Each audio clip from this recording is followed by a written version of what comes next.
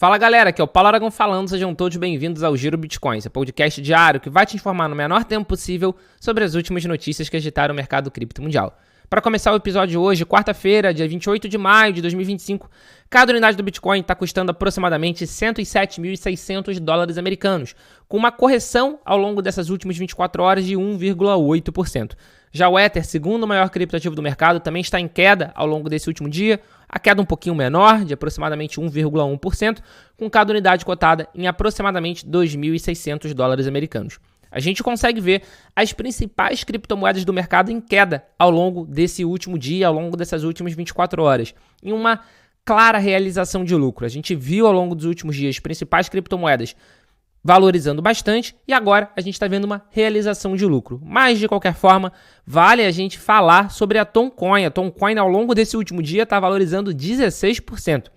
É o principal criptoativo em valorização, é o maior ganhador de valorização ao longo desse último dia. Então, vale a gente falar da Toncoin, que era aquela criptomoeda relacionada bastante ao Telegram, mas tirando ela, a gente está vendo uma grande correção, uma grande realização de lucro. Enquanto muitos investidores estão realizando lucro, a gente vê que as grandes baleias, a gente vê que os institucionais continuam acumulando como se não houvesse amanhã. E no dia de ontem, dia 27 de maio, dia que marcou a reabertura do mercado americano depois de um feriadão. Vale lembrar que segunda-feira foi Memorial Day, então o mercado não abriu. No dia de ontem, o ETF da BTC Spot teve uma entrada, teve um inflow de 3.569 unidades de BTC. E, naturalmente, quem liderou o mercado no dia de ontem foi novamente o ETF da BlackRock, que teve uma entrada, só ele, de 3.756 Bitcoin. Inclusive, com isso, consolidando ainda mais a liderança, se aproximando da importante marca de 660 mil BTC sob gestão, enquanto da Fidelity, que é o segundo maior ETF do mercado americano, caiu abaixo dos 200 mil Bitcoins sob gestão. Então, da BlackRock liderando forte, ETF de Bitcoin Spot tendo novamente um inflow bastante considerável, e a gente pode dizer o mesmo do ETF de Ether Spot. O dia de ontem marcou mais um dia positivo, mais um dia de entrada nesse produto, com um total de 15.141 unidades de ETH de inflow. Em dólar americano, dá aproximadamente 39 milhões de dólares, e é bastante simbólico essa entrada, afinal de contas. Já faz mais de uma semana, é o 7º dia consecutivo de inflow que a gente tem nesse produto. Fazia bastante tempo que o ETF de Ether Spot não conseguia engrenar tantos dias assim no verde. Ainda falando de ETF e ainda falando da BlackRock, a BlackRock ela é uma gestora de capital, a maior gestora de capital do mundo, ela gere mais de 11 trilhões de dólares. E naturalmente, esses quase 660 mil BTC sob gestão da BlackRock não são da BlackRock, são de clientes que utilizam a BlackRock como gestora. Então, esses 660 mil não são de posse da BlackRock, a BlackRock é simplesmente a gestora de capital desse ETF. De qualquer forma, a BlackRock também compra do seu próprio produto, a BlackRock também compra do seu próprio ETF. E eles aumentaram a exposição deles no ETF de Bitcoin em 25%. Agora, eles têm mais de 2 milhões e 100 mil ações do IBIT, que é justamente esse ETF, o que, na cotação atual, está avaliado em 99,4 milhões de dólares.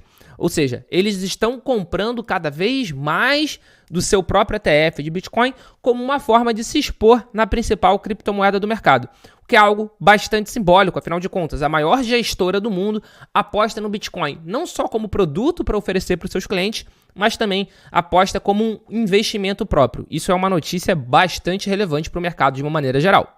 Dando continuidade ao episódio de hoje, agora falando sobre a Circle, que é a emissora da segunda maior stablecoin do mundo, é a emissora do USDC, que é uma stablecoin de dólar americano, está avançando com a oferta de IPO no mercado americano. IPO, para quem não sabe, é quando eles vão se listar na bolsa, é a oferta inicial de papel, né, digamos assim. É a oferta pública inicial. E vão ser 24 milhões de ações das suas ações ordinárias classe A. Isso foi anunciado no dia de ontem. A empresa solicitou a listagem de suas ações ordinárias classe A na Bolsa de Valores de Nova York, sob o ticker de negociação CRCL. Como parte da oferta, a Circle está emitindo 9,6 milhões de ações ordinárias classe A, conforme foi informado em um comunicado à imprensa. Vale ressaltar que, recentemente, a Ripple, a emissora do token XRP, buscou comprar a Circle, o que foi prontamente negado. De qualquer maneira, agora, a Circle está fazendo esse IPO, vai ser listado na Bolsa de Valores, e isso representa uma competição bastante importante no mercado de stablecoin. Afinal de contas, a Tether, emissora da maior stablecoin do mundo, o USDT, vai ter que fazer alguns bons ajustes aí para conseguir ter uma stablecoin no mercado americano. Então, é a principal concorrente da Tether. A Tether falou que não precisa fazer IPO para levantar fundos para poder continuar a sua rodada de investimentos, por exemplo. A Tether tem comprado empresas ao redor do mundo todo. E então isso dá uma aquecida no mercado de stablecoin de uma maneira geral. Vamos acompanhar de perto mais uma empresa de cripto chegando no mercado americano, sendo negociada em bolsa. Isso acaba sendo muito importante para o mercado, porque demonstra, que a gente já sabe, mas é importante para o mercado mainstream ver, demonstra como o mercado cripto amadureceu ao longo desses últimos anos. Dando continuidade ao episódio de hoje, e agora falando sobre o Brasil, a gente sabe que recentemente o governo Lula aumentou o IOF, o Imposto sobre Operações Financeiras. Isso acaba afetando muito a questão de câmbio, né? Quando você tenta comprar dólar, ou quando você vende dólar, ou quando você utiliza o seu cartão de crédito internacional numa viagem, por exemplo. Então, fora diversos outros impactos, diretos e indiretos, esses são alguns dos impactos. Mas isso, naturalmente, faz com que o dólar fique cada vez mais caro. Você comprar dólar ficou mais caro se você for comprar dólar agora no Banco Inter, comprar dólar no Nubank ou qualquer outro que seja o seu banco. Se você for tentar fazer uma operação cambial, agora ficou mais caro. Mas esse aumento de IOF acabou impulsionando as stablecoins. Durante um evento que está acontecendo no dia de hoje, dia 28 de maio, Chainalysis Nodes Brasil, o Rossello Lopes, que é o CEO da SmartPay, revela que a plataforma processou mais de 666 mil transações de USDT para Pix nas últimas 24 horas, atingindo um novo recorde do sistema.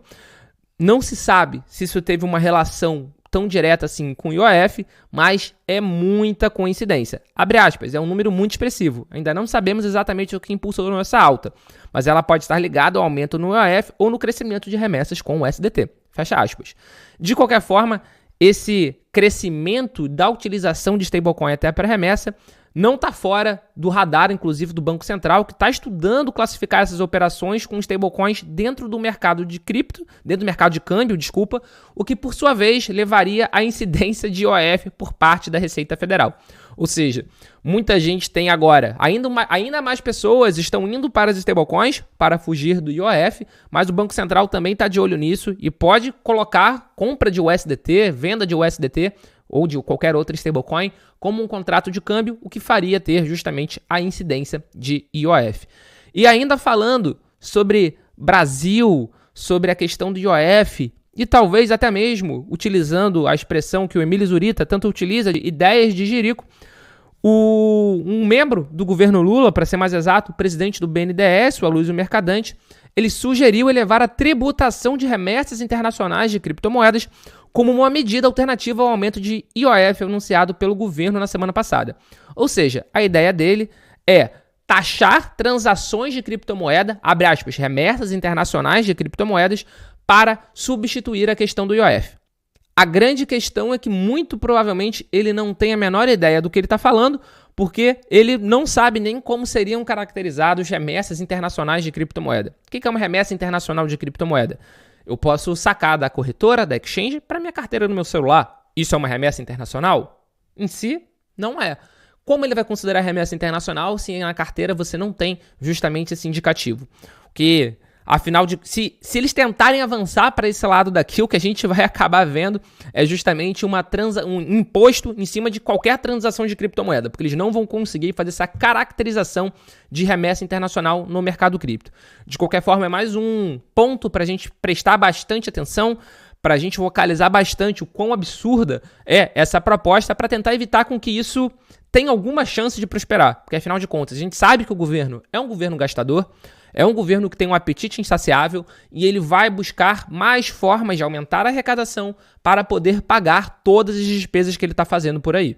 E só para fechar esse assunto, essa questão do aumento de IOF já impactou o mercado cripto. A gente já viu, inclusive, algumas exchanges, como por exemplo o próprio Nubank, aumentando a taxa de compra e venda dentro da sua corretora própria, dentro da sua exchange, justamente por causa dessa questão de IOF. Eles utilizam um Crypto as a Service, eles utilizam um provedor de serviço para poder operar com essa parte de criptomoeda, que no caso é Paxos, e eles já tiveram que repassar essas taxas para o cliente final, para o usuário final. Então, a gente precisa prestar muita atenção nisso para conseguir, entre aspas, protestar, para conseguir demonstrar o nosso desagrado com isso, para tentar evitar com que isso prospere. Porque a gente já viu que esse governo, ele propõe algumas coisas, só que quando ele vê repercussão negativa, ele acaba voltando atrás. E se você chegou até agora aqui no episódio, meu muito obrigado. Tá vendo a gente pelo YouTube? Se inscreve no canal, dá o seu like, ativa o sininho de notificação para você ser avisado sempre que a gente divulgar um novo episódio. E se você estiver escutando a gente pelo Spotify, pelo Deezer, pelo Apple Podcasts, passa a seguir o podcast por aqui, dá 5 estrelinhas pra gente na avaliação, que isso faz com que o Giro Bitcoin seja cada vez mais distribuído, cada vez mais pessoas tenham acesso às principais informações do mercado. E no Spotify em específico, estamos chegando a uma importante marca de 1.000 usuários que seguem a gente, ou seja, 1.000 pessoas que seguem o podcast e que recebem as notificações diariamente das nossas publicações. Meu muito obrigado pelo apoio de vocês e a gente já tem um encontro marcado aqui no nosso episódio de amanhã. Valeu!